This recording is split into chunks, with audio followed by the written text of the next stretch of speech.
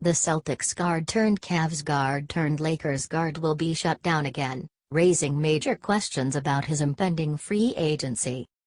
The news: Isaiah Thomas is done for the rest of the season. The Lakers announced Wednesday that the embattled point guard will undergo arthroscopic surgery on his right hip. The surgery was described as minimally invasive in a statement by a doctor to ESPN, with the goal being to clean up all inflammatory debris from last season's injury. Thomas, who started the season with the Cavs after an off-season trade from the Celtics that you may have heard about, missed the first 3 months of the season while recovering from the hip injury that derailed his 2016-17 season in Boston. The importance: the Lakers were eliminated from playoff contention Monday night in a loss to the Pistons, so Thomas's absence has no more bearing on this season. Where the situation gets dire is in looking ahead to the offseason.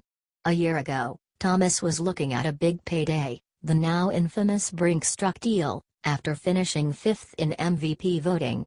But Thomas played through the hip injury during last year's playoffs, and now the injury is likely to cost him millions of dollars. The 29-year-old point guard didn't look right when he returned to play with Cleveland in January, and has looked better, though not 100%, after he was dealt to the Lakers at February's trade deadline. He'll finish this season averaging nearly 14 fewer points per game than he did last season and having played in only 32 games. The surgery may ultimately help Thomas get right, once and for all, but it clouds his impending free agency. Thomas will likely need to find a team to bet on him for one season and prove he's healthy, likely at a much lower price. The Lakers, who are preparing to chase LeBron James and Paul George this summer, are reportedly still interested in bringing Thomas back next season, especially if they strike out on bigger free agent fish and are forced to look for one-year deals to roll their cap space over to the next summer. The takeaway: Thomas's sudden fall from grace feels like the cruelest example of the basketball is a business cliché.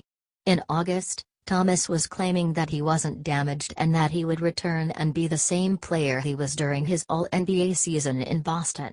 Instead, he cratered the situation in Cleveland by speaking out on the team even though he wasn't playing well either, and essentially forced the Cavs to dump his contract and move on.